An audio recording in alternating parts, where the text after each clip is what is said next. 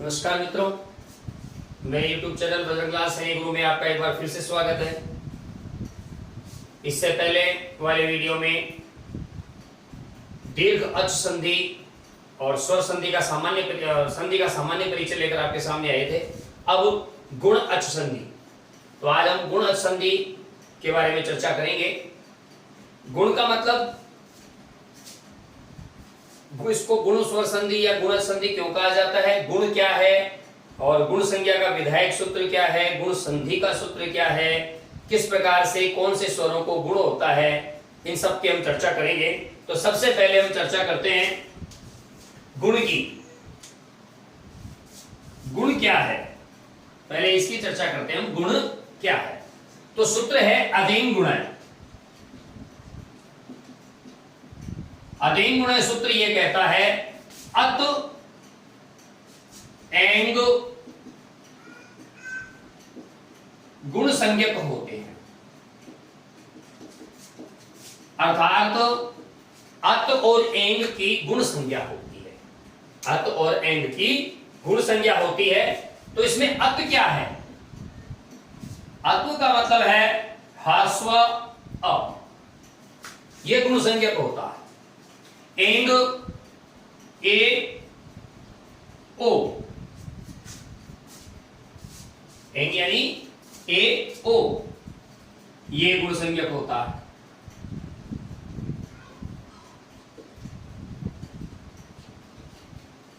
तो अदेंग गुणन, अत यानी ह्रस्व अ, एंग यानी ए ओ, ये गुण संज्ञक होते हैं। तो अब दूसरा सूत्र है आद गुण है। इस चीज को ध्यान से समझिए, गुण संधि जो है उसमें सबसे पहले तो आएगा गुण संज्ञा विधायक सूत्र, क्योंकि जब तक उसकी गुण संज्ञा नहीं होगी तब तक उसमें गुण स्वर संधि नहीं होगी। और गुण संज्ञा विधायक सूत्र है अदेंग गुण है। अदेंग गुण के पश्चात हम आद गुण सूत्र का प्रयोग करते हुए उसमें गुण स्वर संधि करते हैं। आद गुण शब्द क्या कहता है, आद ह्रस्व अथवा दीर्घ अ, ह्रस्व अथवा दीर्घ अ के पश्चात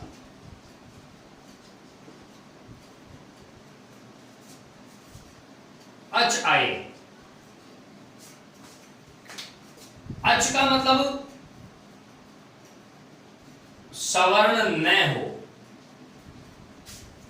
वो सवर्ण नहीं होना चाहिए। तो आत व अच का को गुण एकादेश हो जाता है।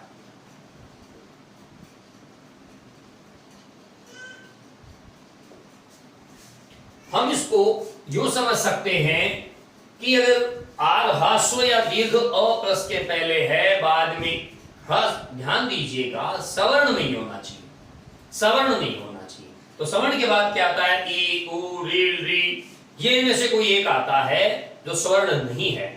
तो पहले वाले आत अर्थात ह्रस्व या दीर्घ अ और उसके बाद वाले अच को गुण एकादेश हो जाता है। जिस क्रम में वो है उसी क्रम में इसको गुण हो जाता है। जैसे इसकी कितनी स्थितियां हो सकती हैं, पहली स्थिति है ह्रस्व अ या दीर्घ, ह्रस्व या दीर्घ अ प्लस ह्रस्व या दीर्घ ई गुण एकादेश, ये इसकी पहली स्थिति है। अब इसको हम अलग अलग भी लिख सकते हैं। अलग अलग कैसे लिखेंगे, अ ई ए, अ ई ए, आ ई ए, आ ई ए, एक स्थिति इसकी ये हो गई। दूसरी स्थिति इसकी हो जाएगी अ उ ओ, अ उ ओ, आ उ ओ, आ उ ओ। ये इसकी तीसरी स्थिति हो जाती है। दूसरी तीसरी स्थिति इसकी क्या होगी? अ री अर या अ री अर। चौथी स्थिति इसकी क्या हो जाती है? अ री अल या आ रे अल। ये इसकी चौथी स्थिति हो जाती है। तो अ ई उ री री ये हो जाते हैं इसमें गुण। जब हम इस गुण की बात करते हैं तो देखिए, सबसे पहले हम पहली स्थिति की चर्चा करते हैं। तो पहली स्थिति की जब चर्चा करते हैं तो देखिए, नर ईशः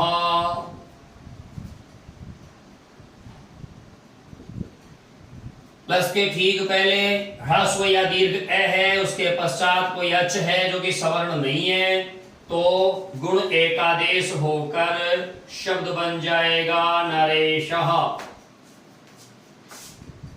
इतर इतर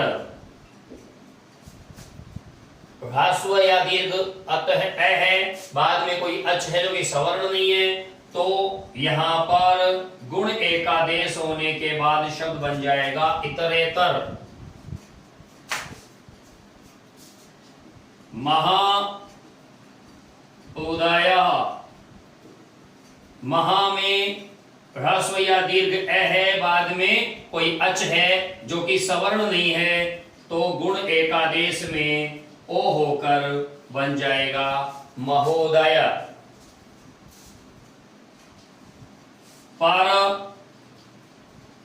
उपकार, ह्रस्व ए के बाद अच है जो कि सवर्ण नहीं है, तो दोनों मिलाकर गुण एकादेश के बाद बन जाएगा परोपकार। इसी प्रकार री की बात करते हैं तो सप्त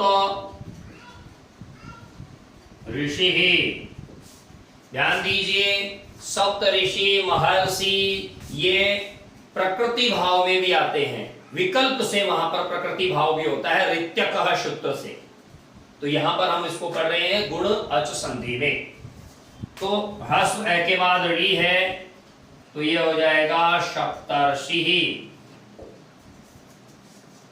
ये हो गया सप्तर्षि। तव लृकारः, तो यहां देखिए लृ है, तो ये हो जाएगा तवलकारः। ये हो गया तवलकारः।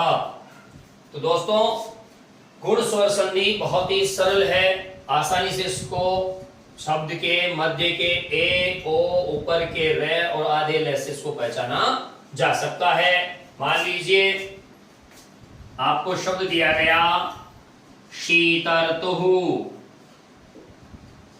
आपको ये शब्द दिया गया शीतर्तुः। शीतर्तुः में आपको करना क्या है, जहां पर ऊपर वाला र है उसको उतार कर री बना दीजिए। जैसे उसको उतार कर री बनाएंगे, बाद वाला उसमें जोड़ दीजिए, ये बन गया ऋतुः। अब जो पहले वाला है उसे ज्यों का त्यों रख दीजिए। अगर वहां पर दीर्घ की संभावना हो तो दीर्घ भी बनाया जा सकता है। तो शीत ऋतुः, इस प्रकार से गुण अच संधि बहुत ही सरल तरीके से हम समझ सकते हैं। तो ये थी गुण अच संधि। अब आपको अगला जो इसमें है वो है वृद्धि अच संधि, उसके बारे में आपको बताते हैं। वृद्धि अच संधि,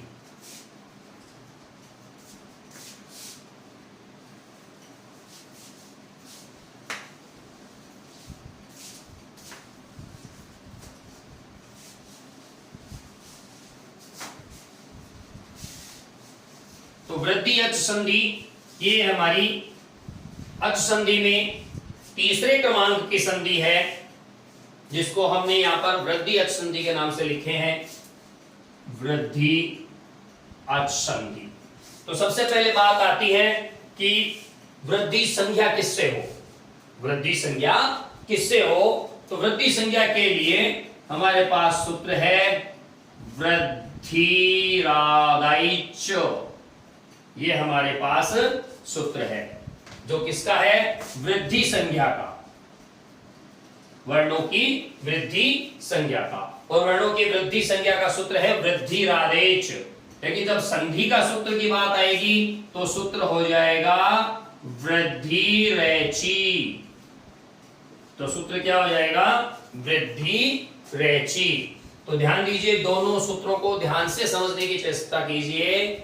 प्रश्न कई बार ये पूछ लिया जाता है कि वृद्धि संज्ञा विधायक सूत्र कौन सा है, तो हमें वृद्धिरेचि न बताकर वृद्धिरादेश बताना है। और अगर ये पूछ लिया जाए कि निम्न में से किस सूत्र से वृद्धि संधि होती है, तब हमें वृद्धिरेचि सूत्र बताना है। तो वृद्धिरादेश क्या कहता है, ये सूत्र कहता है वृद्धि आत एच, वृद्धि आत एच। आत क्या है, आत है ह्रास्व अथवा दीर्घ आ। ध्यान दीजिए, जब हम अत की बात करते हैं तब तो आता है ह्रास्व या दीर्घ आ, लेकिन जब आत की बात करते हैं तो यहां पर आता है दीर्घ आ। तो आत में तो आ जाएगा आ। और एच, एच में आप जानते हैं कि माहेश्वर सूत्रों को जो हम देखते हैं ऐ उण रील रिक ए औंग ऐ औच ऐ औ, तो इसमें दो वर्ण आते हैं ऐ और औ। तो इसका मतलब है वृद्धि किनकी हुई, आ ऐ और औ की वृद्धि संज्ञा होती है। अब वृद्धिरेचि सूत्र क्या कहता है, वृद्धिरेचि सूत्र ये कहता है कि ह्रास्व अथवा दीर्घ ए प्लस एच। ध्यान दीजिए, एच नहीं एच। एच का मतलब ए ओ आई औ, ये चार। अगर इन चार में से कोई आए तो क्या करना होगा, ए प्लस ए का तो करना होगा आई, और ए प्लस ओ का करना होगा औ। ये वृद्धि है, ये क्या है, वृद्धि है। तो हम इसको यूं समझ सकते हैं, इसकी कंडीशन, पहली कंडीशन ए प्लस ए, उत्तर हो जाएगा आई। ए प्लस आई तो भी उत्तर आई। आ प्लस ए तो भी आई, और आ प्लस आई तो भी आई। दूसरी इसकी कंडीशन क्या हो जाएगी, ए प्लस ओ औ, या ए प्लस औ औ, आ प्लस औ औ, आ प्लस ओ औ। ये इसकी व्यवस्था हो जाती है। अब हम इनके उदाहरणों की तरफ चलते हैं। तो देखिए, जब उदाहरण की बात करते हैं, जैसे मान लीजिए अपने पास शब्द है कृष्ण ऐश्वर्यम, ये एक शब्द है अपने पास, संधि पद है। जब हम इसमें संधि करेंगे तो ध्यान से इसको देखने पर पता लगेगा कि पहले ण में ए है, इस ण में ए में, ण के ए में जब सामने वाला आई मिलेगा, ये रहा, तो दोनों को मिलाकर हमें आई बनाना है, और बाकी को बिल्कुल भी परिवर्तित नहीं करना है। जो जैसा था वैसा का वैसा उसे व्यवस्थित रूप से रख देना है। फिर जब हम बात करेंगे, मान लीजिए ऊ की बात करते हैं तो महा औदार्यम, महा औदार्य। अब यहां पर हम क्या देखते हैं कि मह में आ है, ये आ है, और बाद में औ है, तो इसका तात्पर्य ये हुआ आ औ को हमें मिलाकर औ ही बना देना है, और शब्द बन जाएगा महोदार्य। शब्द बन जाएगा महोदार्य। ठीक इसी प्रकार महा औषधम औषधः। तो यहां पर हम क्या देखेंगे, आ और औ है तो ये औ में ही कन्वर्ट हो जाएगा, बदल जाएगा और शब्द बन जाएगा महौषधः। शब्द क्या बन जाएगा, महौषधः।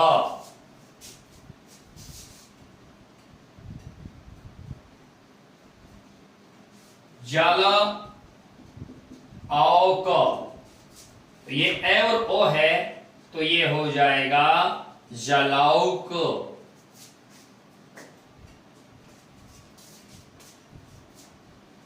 जैसे ये है एक एकम, तो यहां ए यहां ए, तो ये बन जाएगा ऐकैकम। ये ऐकैकम बन जाएगा। तो इस प्रकार से वृद्धि जो अच संधि है उसका सामान्यतः नियम यहां कार्य करता है। लेकिन वृद्धि संधि में कुछ आंतरिक परिवर्तन और भी होते हैं। उन आंतरिक परिवर्तनों को हम अब अलग से समझते हैं। तो सबसे पहले मैं आपको बता दूं कि वृद्धि स्वर संधि की ऐसी जगह भी होती है जहां पर ऐसा लगता है कि जैसे गुण संधि होनी चाहिए थी, लेकिन हो जाती है वहां पर वृद्धि संधि। तो वृद्धि संधि जो है, वृद्धि संधि के विशिष्ट नियम। अब ये वृद्धि संधि के जो विशिष्ट नियम है वो क्या है। सबसे पहला सूत्र है ऋते च तृतीया समास। ऋते च तृतीया समास। अब ये ऋते च तृतीया समास से जो शब्द है इसको हम यूं समझेंगे कि जैसे ऋत के योग में, ध्यान से पहले इसको समझते हैं हम, ऋत के योग में अगर तृतीया समास बन रहा हो तो वहां पर गुण की जगह वृद्धि होगी। इसको हम यूं समझ सकते हैं, ऋत शब्द के योग में तृतीया समास हो, ऋत शब्द के योग में तृतीया समास हो तो गुण के स्थान पर वृद्धि आदेश होता है।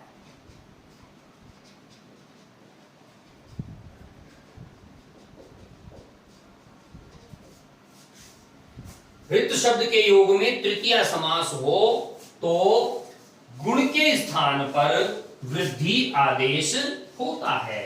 अब इस चीज को, इस प्रश्न को, इस सूत्र को हम समझते हैं कि ऐसा कैसे। तो ध्यान से आप देखिएगा, मान लीजिए अपने पास शब्द है सुख और सामने शब्द है ऋतः।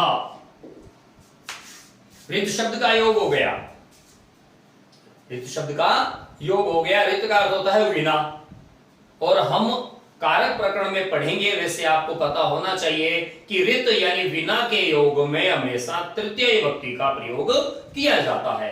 तृतीय विभक्ति का मतलब होगा कि उसमें तृतीय समास होगा। तृतीय समास होगा तो यहां गुण की जगह वृद्धि करनी होगी, क्योंकि अ और रि गुण का है, लेकिन यहां पर ऋत शब्द के योग में तृतीय समास हो रहा है, इसलिए यहां पर गुण की जगह वृद्धि होगी। गुण में हम इसको सुखर्त करते, लेकिन उसकी जगह यहां पर सुखार्तः, वृद्धि करके सुखार्तः में करना होता है। तो ये इसका एक विशिष्ट नियम है कि सुख ऋत शब्द के योग में अगर तृतीय समास होता है तो वहां गुण का बाध करके, गुण को रोक करके वृद्धि आदेश किया जाता है।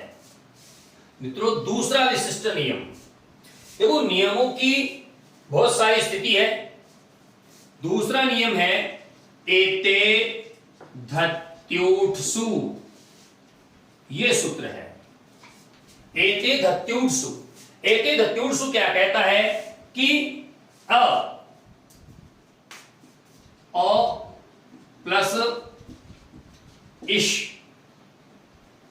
अ प्लस एध और अ प्लस ऊठ या ऊ है। ये तीन चीजें हैं। ये सॉरी इश नहीं है, इण है, ये इण है। अब ए के बाद इण धातु आए, ए के बाद एद धातु आए या ऊठ या उह आए तो वृद्धि गुण के स्थान पर वृद्धि, गुण के स्थान पर वृद्धि होती है। यह स्थिति अगर आ जाए तो इसमें गुण के स्थान पर वृद्धि होती है। लेकिन एक चीज का ध्यान रखिएगा, यह अपवाद भी है। किसका अपवाद है? क्योंकि इण जो है, इण वास्तव में क्या है? एते। इण से क्या बनता है? एते, एती, ये बनता है। तो यहां पर ए है, यहां पर ए है और यहां पर ऊ है।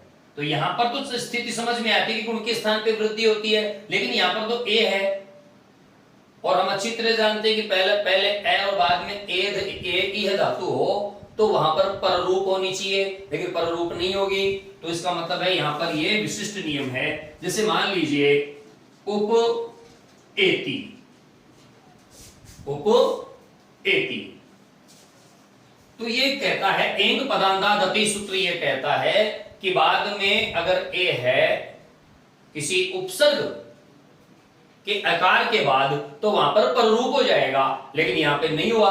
एते दत्युर्सु कहता है कि नहीं, आप यहां पर वृद्धि कीजिए, तब ये वृद्धि होकर शब्द बन जाएगा उपैति। फिर जब बात आती है एद की तो हम यूं भी कह सकते हैं उप एधते, तो ये हो जाएगा उपेधते। क्या हो जाएगा? उपेधते। अब यहां पर अगर हम बात करते हैं ऊठ की या ऊहे की तो देखिए पृष्ठ, सॉरी ये हो जाएगा पृष्ठ ऊहे। तो यहां गुणन होकर क्या हो जाएगा? वृद्धि, और ये बनेगा पृष्ठो है, ये बन जाएगा पृष्ठो है। मान लीजिए यहां पर था विश्व ऊहे, तो ये एते दत्युर्सु सूत्र यहां पर कर देगा इसकी गुण के स्थान पर वृद्धि, और गुण के स्थान पर वृद्धि होते ही ये हो जाएगा विश्वः। तो एते दत्युर्सु सूत्र कहता है कि अगर अकार के पश्चात इण, एध, ऊठ या उह धातु आती है तो वहां पर गुण, पररूप आदि को बाध कर वृद्धि एकादेश किया जाता है। तो ये थी दूसरे सब नंबर का। तीसरे स्थिति में हम बात करते हैं, उस सूत्र का नाम है स्वादि रे ऋणो। स्वादि रे ऋणो, ये सूत्र कहता है कि स्व आदि में हो तथा ईर या इरिन बाद में हो तो वृद्धि आदेश होता है।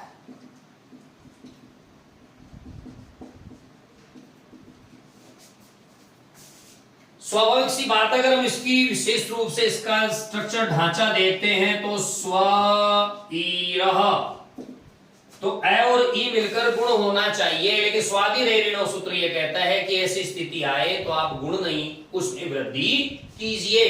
तो स्व ई ए होना चाहिए था, लेकिन वृद्धि होकर ए हुआ, आई हुआ, और ये हुआ स्वैरः। इसी प्रकार स्व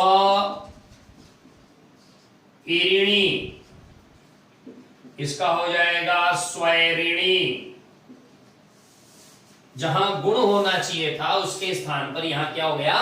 वृद्धि हो गई। तो स्वादि रे ऋणो सूत्र कहता है कि स्व आदि में हो और उसके पश्चात ईर या इरीन का प्रयोग किया जाए तो हमें गुण की जगह वहां पर वृद्धि आदेश करना है। तो ये तीसरा विशिष्ट सूत्र नियम था इसका। अब हम चौथे विशिष्ट नियम की चर्चा करेंगे।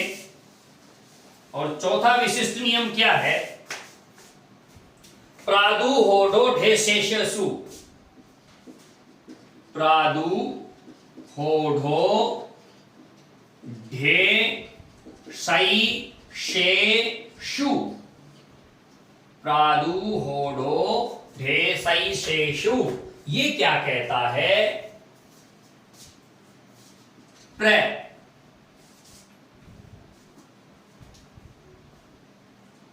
आदि में हो तथा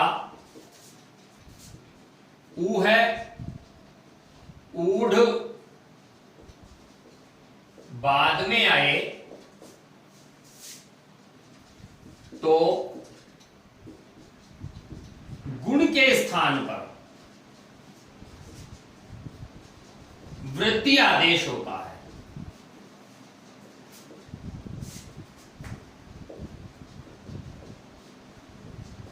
ये कह रहा है कि अगर आदि में प्र हो और बाद में उह या ऊड आए तो हमें गुण के स्थान पर वहां पर वृद्धि आदेश करना है। जैसे प्र उ है तो इसमें होना चाहिए था गुण, लेकिन ये कह रहा है कि ऐसी स्थिति हो तो आप गुण नहीं वृद्धि आदेश कीजिए, तो ये हो जाता है प्रौह। अगर ये प्र ऊढ़ आ जाता है तो हमें वहां पर करना होता है प्रौढ़। अगर ये प्र ऊढ़ा आ जाता है तो हमें यहां पर करना है प्रौढ़ा। तो ये आपको स्मरण रखना है। प्रादु होडो ढे शे शे शु। सूत्र ये कहता है कि प्र आदि में हो बाद में उह या ऊढ़ आ जाए तो आपको गुण की जगह वृद्धि करनी है। तो गुण की जगह हमने यहां पर क्या कर दिए? वृद्धि कर दिए। इसके बाद विशिष्ट जो नियम है वो नियम संख्या 5। तो नियम संख्या 5 क्या कहता है? अक्षा दुहिन्या मुपसंख्यानम।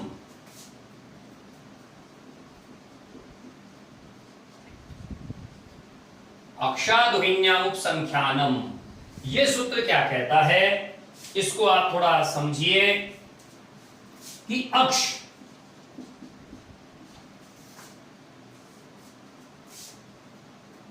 प्लस उ है या उहिन, उ है या उहिन आए तो गुण के स्थान पर वृद्धि आदेश होता है।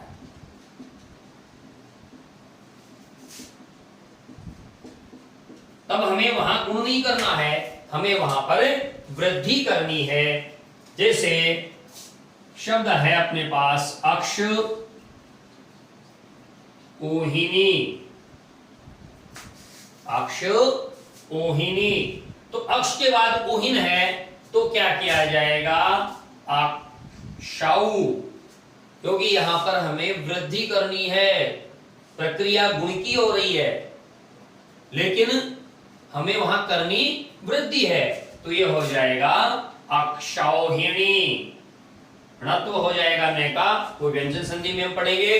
तो अक्ष ओहिनी का हो गया अक्षौहिणी। तो मित्रों ये थी वृद्धि स्वर संधि और गुण स्वर संधि। इसके बाद आज इतना ही। अगले वीडियो में हम अच संधि के अन्य रूप लेकर आपके सामने हाजिर होंगे। तब तक के लिए नमस्कार। आप हमारे YouTube चैनल बजरंग लाल सैनी गुरु को सब्सक्राइब कीजिए, लाइक कीजिए, शेयर कीजिए और इंतजार कीजिए हमारे अगले वीडियो जिसमें अच संधि के अन्य वेदों के साथ हम पुनः आपके सामने हाजिर होंगे। नमस्कार। जय तु संस्कृतम, जय तु भारतम।